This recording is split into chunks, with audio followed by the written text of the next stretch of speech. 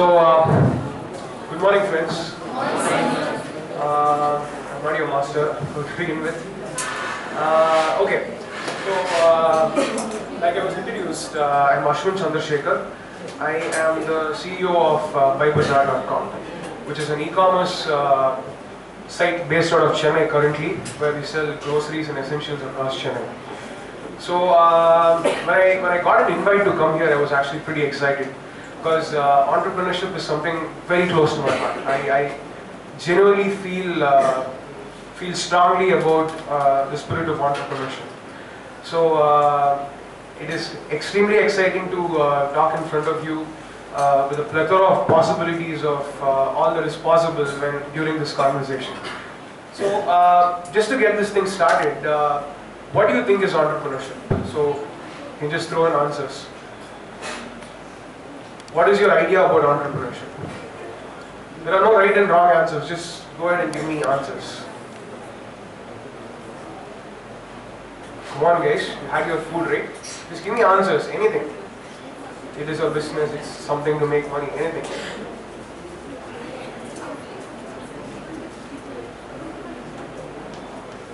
Okay, I'm going to really pinch your ego here. Come on, I want some active participation. To start business. Okay, next. Be one's own boss. Excuse me, who's that? Be one's own boss. To be one's own boss, that's great. Anything? Brings innovation. Brilliant. Any more answers? Okay, great. By the way, see, I personally think you can gain the maximum if you start participating with me. Okay? Let this not be a boring session where I come talk a lot and then go back. So the more we can learn is when you guys start participating. I really appreciate active participation. Okay?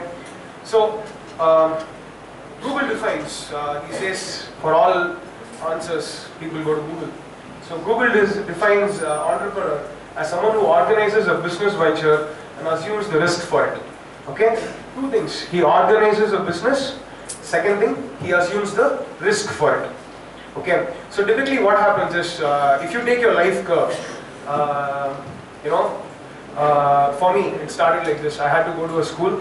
All my friends wanted to take science group, so I also took science group because it was not any specific choice as such. And then after science group, I wanted to do my engineering because all my peer group, like 6 of my friends who are my best friends, all went to the same college. Now how can I go to a different college and survive separately? So I went to the same college. Then those guys went to the US, then get married. Then if you take your life as to what you're supposed to do, marked against time, it will be a 45 degrees curve. Okay? You're supposed to do these things at these age. When you're young, you're supposed to go to your school. Next, when you're a teenager, you're supposed to go to college. Then this, etc. Now what happens is, at any point of time, you want to take a chance. Just go tell your mom that you're going to take a year off from your work. What did she say? She'll maybe take your your jadagam, she'll go to your astrologer, something is seriously gone wrong, and all that. Just go telling her something as weird as, I'm going to go on a world tour for a year, I'm going to go do something different, anything different, go to the Himalayas for a year, whatever. Now what happens is, this line, whenever you try to deviate from that line, okay, go even tell your parents that you're going to start a business. The first thing that they'll say is, my son has gone mad. Then your uncles and aunts will come home and tell you that you cannot do it.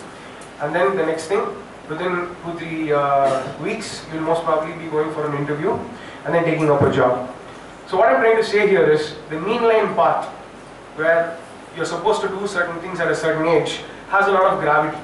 If you want to break open the shackles of that curve, you need to put in a lot of effort. It is apparently said that by the time a person reaches the age of 20, he hears that he can't do something more than 3 lakh times. Okay, so you guys have been hearing a lot of you can't do something. Everybody comes and tells you. You go and tell them that I want to do something. In all probability, a lot of people will come and tell you that you can't do it. Okay, now just imagine that guy.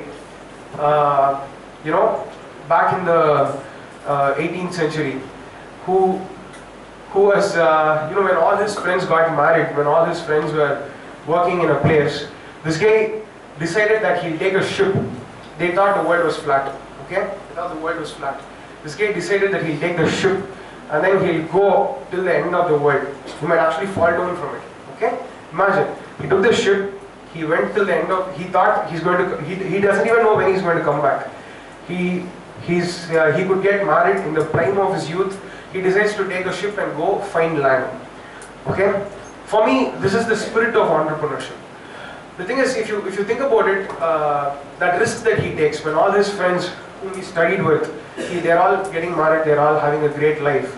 And at that point, this one person comes and says, no, there is something more possible for me. I'm not saying getting married or following certain norms is an impediment to entrepreneurship, but ticket prices are around 4,000 rupees. It would have been around 30,000-40,000 rupees. So there's no way of you going and coming here, doing this session over here and getting back home and having my dinner with my family. It's not possible. Okay. So look at the progress that's happened because of entrepreneurs. So in a society, when you just take a society, there is a lot of work to be done. Okay. We all have to eat. We all have to live safely. We all have to fight amongst each other. We all have to do so many things as a society. Now, unless there are some individuals who take up responsibility for organizing the society in a certain way, it becomes extremely difficult for society to run. It will become very dull. There will be no progress. Okay? Are you guys able to understand what I'm saying? At least give me a yes, boss. Yes, sir. Good. Okay. So the next slide, please. See, of the little experience that I have, this is my understanding of what entrepreneurship is all about. That spirit of adventure. You know, when you want to take a chance, and it is not a random chance that you're taking. It is a very thought out chance that you're taking. You want to start a business. There are a million things that can go wrong. You know, in spite of all that, how are you going to cover all of that? Add value to the society. What are you going to do? If for example, Buy Bazaar doesn't exist in Chennai, I'm confidently telling you, Chennai will not be the same. Okay? Because for more than 3,000 families, we are ensuring that when they come online and place the orders, by the time they go home, they get their products in their place.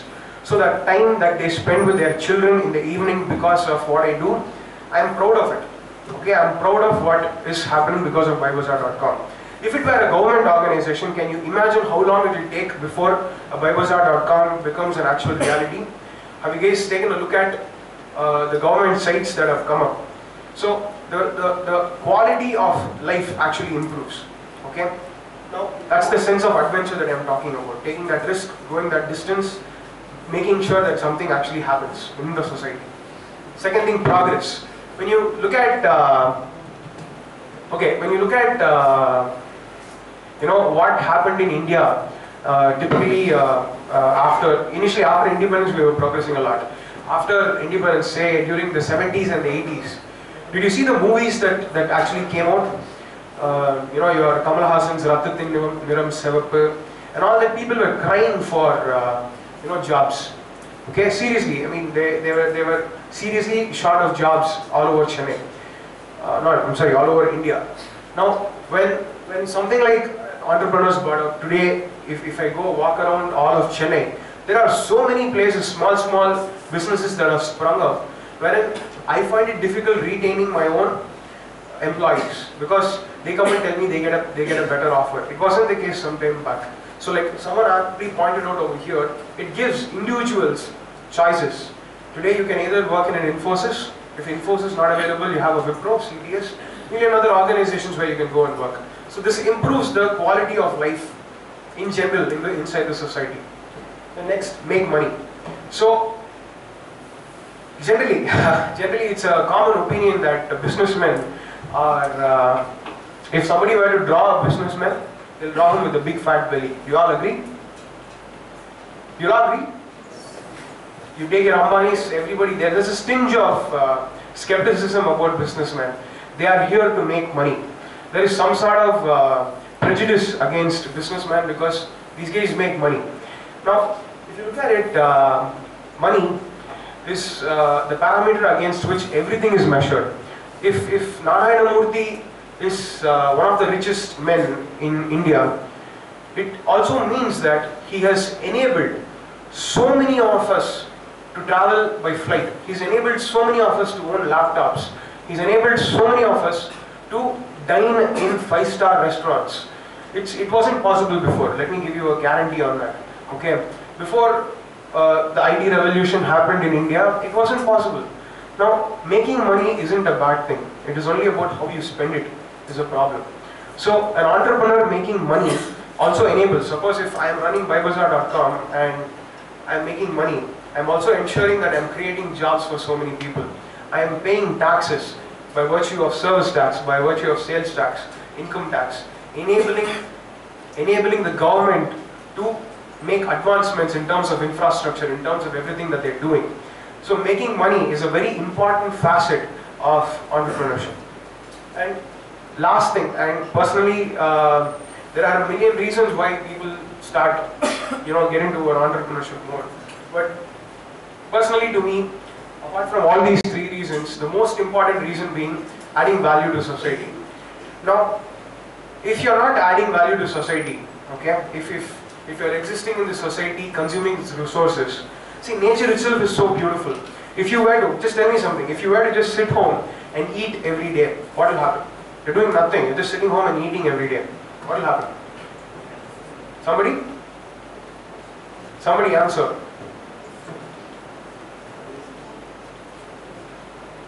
If you're just sitting home and eating every day, you're doing nothing, what will happen? You become fat. When you become fat, people consider you unhealthy. People think there is something wrong with you. See, look at the beauty of nature.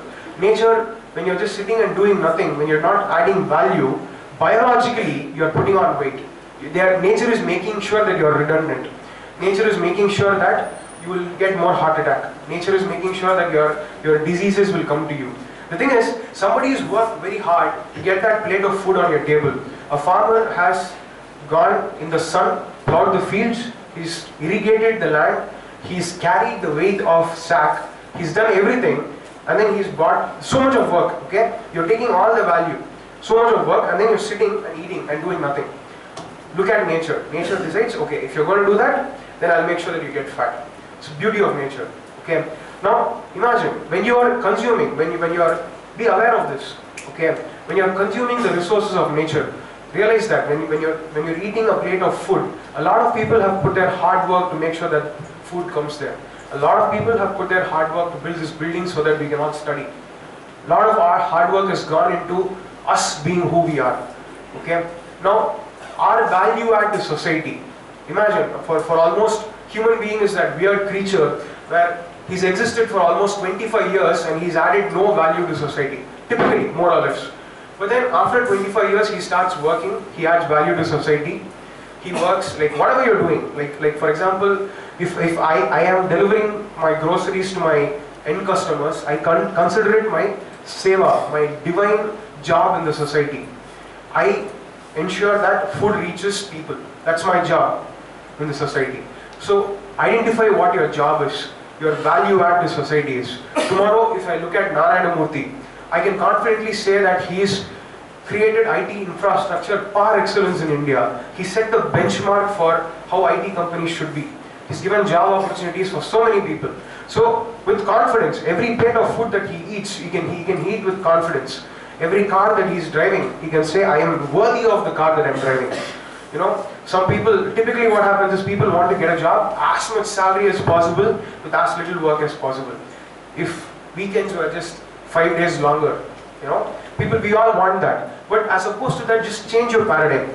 Imagine what is the value that I'm adding to the society. If I were gone, okay, just listen to this. Now, innate need of man is to ensure that he is permanent. Like for example, once I'm gone, man loves this. Once I'm gone, if there is a rock that has my name in it, if there is a sculpture of me, I've achieved something in my life. If I've become a part of history, if 1,000 years later somebody talks about me, I have achieved success in my life. Okay? Trust me when I'm saying this. If you do not add value to society, there is no way you will be remembered. Okay? There is no way people remember people who did not add value to society. So, who do you remember? Mahatma Gandhi. You remember Winston Churchill. You remember all the most important people who've added value to society, who've done something for them. In their gratefulness, people remember them. Okay? So this adding value part is a very very important facet of entrepreneurship according to me. Okay? By the way guys, if you find something nice, you can clap. So that I know that I'm making sense. Or this seems like a very big monologue. I'm saying something and if you guys weren't there, the walls alone will listen. It seems like that. Just give me appreciation so that I know I'm saying something sensible. If you have any problems with what I'm saying, please raise your hands. Bring up any issue. Okay? So the next slide please. My definition of what entrepreneurship is all about. Okay? Now, entrepreneurship is an adventure, first of all, like I told you, because it involves risk. It is not time on my company. Okay? See, it's like this. It's basically there are some joys in life which you can get for free immediately. You can go to a movie, watch a movie, come back home. There is some bit of joy that comes out of it. You can learn to play the guitar, and it won't come easily to you. Trust me. Okay? You can learn to play the guitar. It will take almost 10-15 years for you to learn it. But the joy that you get out of learning a guitar, playing it, and you're playing in front of an audience is far superior, I can tell you, than watching a movie. Okay? Now, isn't there a difference between these two? Isn't there a difference? Because I've worked very hard on getting a skill, as opposed to easily going and watching a movie and getting some fun out of it. There is a serious difference between these two. Trust me. There's a sense of accomplishment. So many positive things come when you achieve something like that. So, as a person, when you invest time in it, something really beautiful happens. When all my friends are making money, when I'm deteriorating in cash, I know I'm making an investment. That's what I'm trying to get at. Okay. The next thing is, he has to be a CEO. Now, can anybody here tell me what is the difference between a leader and a CEO? Somebody. There's a very important learning. Who's the leader? Who's the CEO? Louder answers, I can't hear you. You don't have a mic in front of you. It's okay if you give wrong answers. I'm not going to give you negative marks. Come on. Okay. Okay, let me give you the answer. Okay, you guys, really, I need some participation. It's nothing to be shy about. Just tell me whatever you feel like. Okay. Now, a leader, for example, is a visionary. Okay, he comes and says, let's get this done. Okay, he comes and says, he's like a king. Okay, he comes and says, okay, you know what? Let's go in that direction. There'll be some food over there or something like that. A CEO is more like an army general. Okay, he takes care of the execution of the company. Like, for example, like a well-oiled machine. Okay, when the king marches forward, he needs to ensure that every man is doing his job properly. Every obstacle is overcome. A leader is the one who says on a broad level, this is my vision, this is where the company should go. Next 10 years, mobile is going to be the next biggest thing. Let's change course of the company towards mobility. Okay? Next 10 years, biomechanics is going to be the biggest thing. Let's change the course of the company towards that. But CEO is the guy who ensures that when the rudders are turned, okay, the company, the bottom level execution of turning this whole ship, big ship, into that direction happens. He ensures that on a ground level, the attendance, the HR, the ground level, whatever company you are doing, that level of that level of work actually happens in an efficient way. So, an entrepreneur, typically, trust me, when you're starting a company in India, it becomes very difficult for you to hire people because you are forced to start with a shoestring budget. Okay, you don't have too much money to play around hiring expensive people. So the entrepreneur also has to be a CEO. He also has to be a leader. Okay. Now, if he's a great leader, if I come and tell you that I want to do big things, but ultimately I'm not ready to go to the grassroots level and work and get this thing done, you will not prosper. That's the point. And of course, innovation is the mantra for the last 10 years. Steve Jobs of Apple, one of my favorite entrepreneurs, he was a stellar innovator. Okay, when computers were looking funny, this guy made it look good. This guy made computers, your phones, made everything user-friendly, efficient. He brought these words into the paradigm of computers.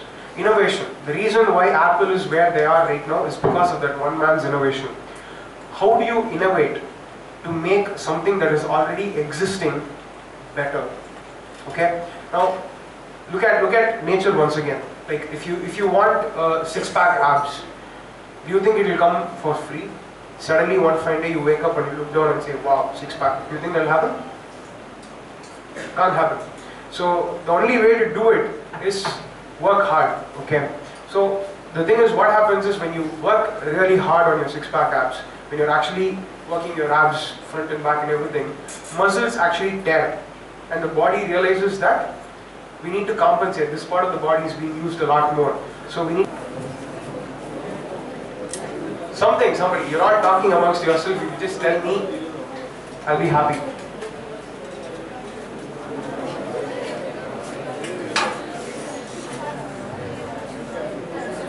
Somebody, anybody?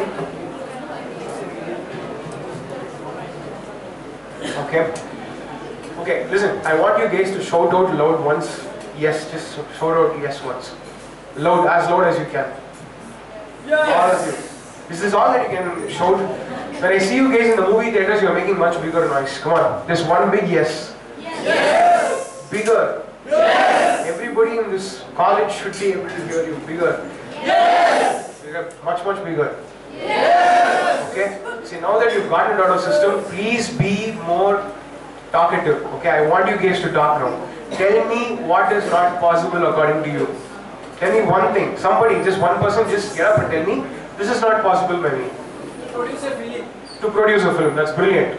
Okay? It's a very difficult job. You need to get actors, actresses, you need to get the budget, you need to get a camera, you need to market it, etc., etc. That's a great answer. Next. Okay, the women are laughing.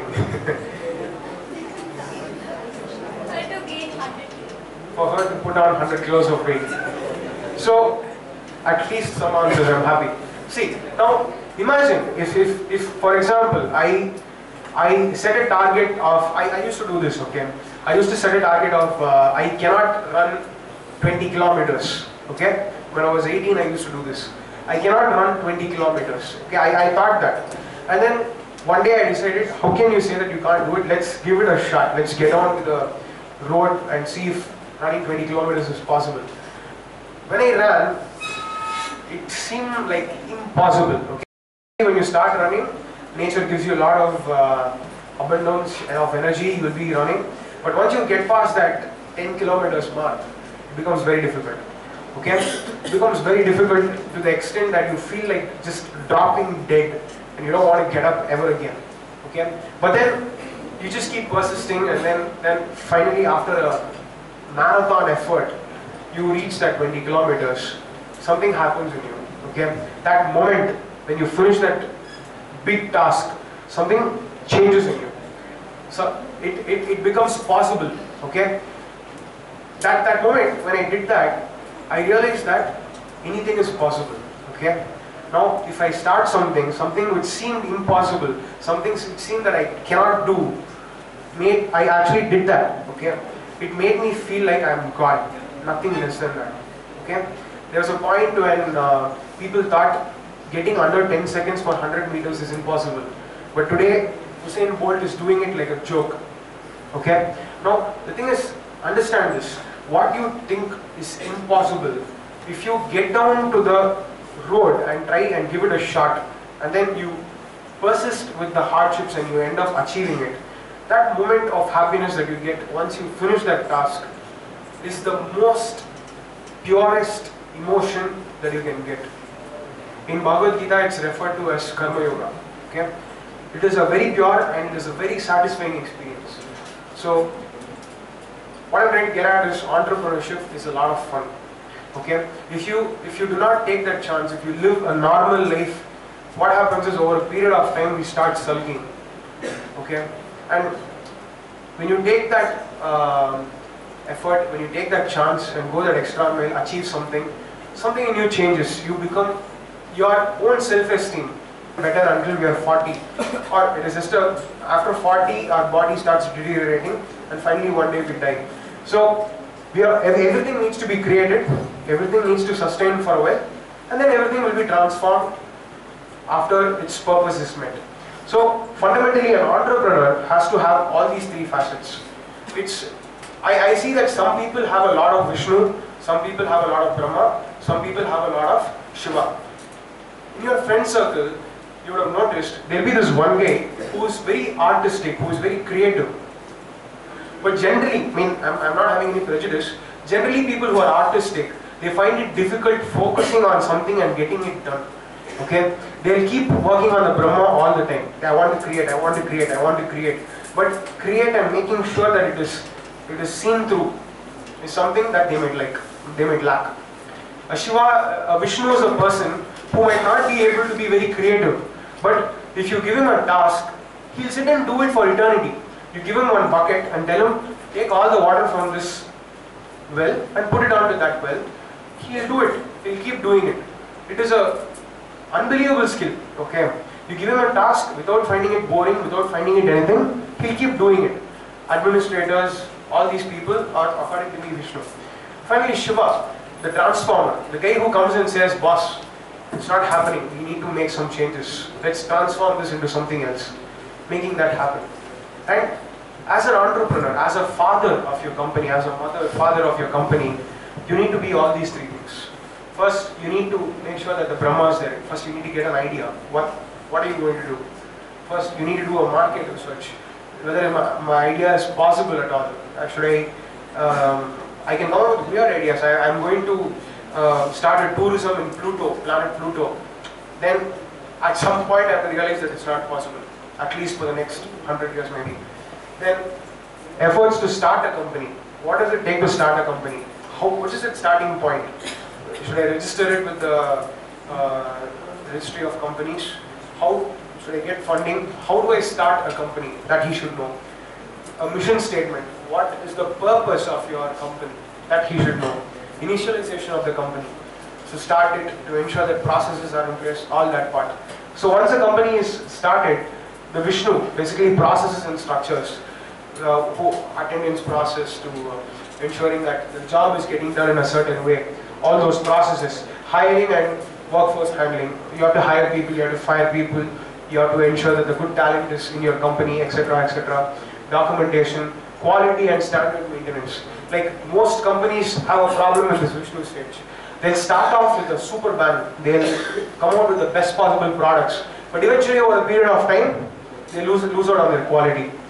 And innovation. Innovation is definitely a Vishnu quality. You have to keep innovating all the time.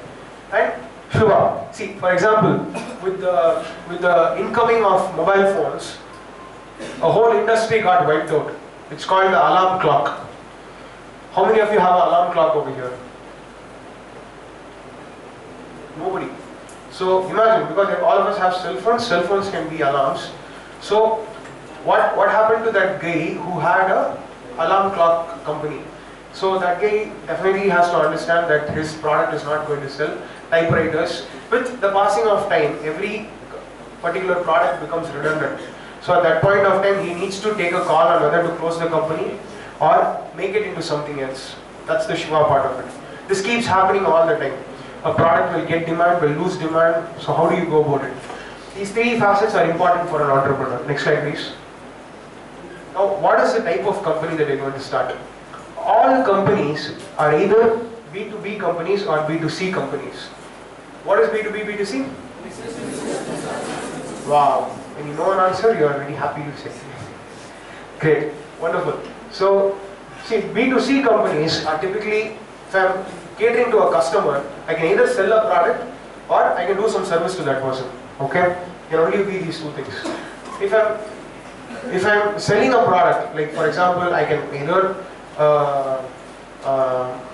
it's also implemented in the tax structure. There are only two taxes available. Either a company pays service tax or it pays the value-added tax, VAT. Okay. Now, simple. If you're doing a service like your massage parlors, your haircut, your meditation centers, anything, any service that you're doing which is not a product, it is a service company. If you're selling something, you're selling a product company.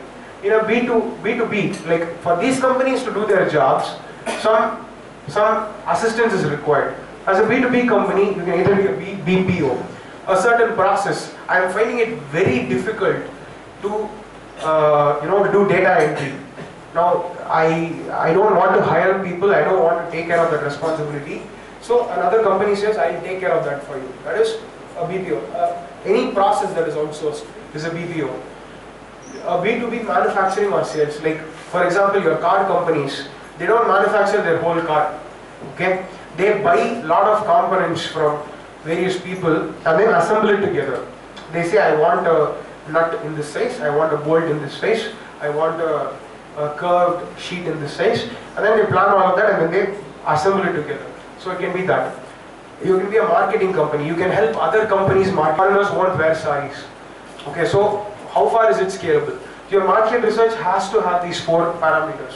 You need to know it because, I'll tell you something, when you start a company, you'll be spending a lot of money. Okay, you would have invested a lot of money. If you don't do all these things, all the money will be gone. Okay, and that's where a calculated risk is important as opposed to just blindly jumping into something. Okay, so that's what I'm talking about. Next slide, please. Of course, funding is a very important facet of a startup. If you do not have funds, you can't do anything. Ultimately, you are in the game to make money. Ultimately, money is needed to move anything. Okay. So, how do you, I'm catering to only you. Okay. Forget all big companies who want funding. But as a startup, if you want funding, you can try angel funding. You can try family and friends funding. You can try government funding or bank loans. Practically, government funding is redundant in our country. You can family and friends. I'm telling you something. I started my business with the help of family.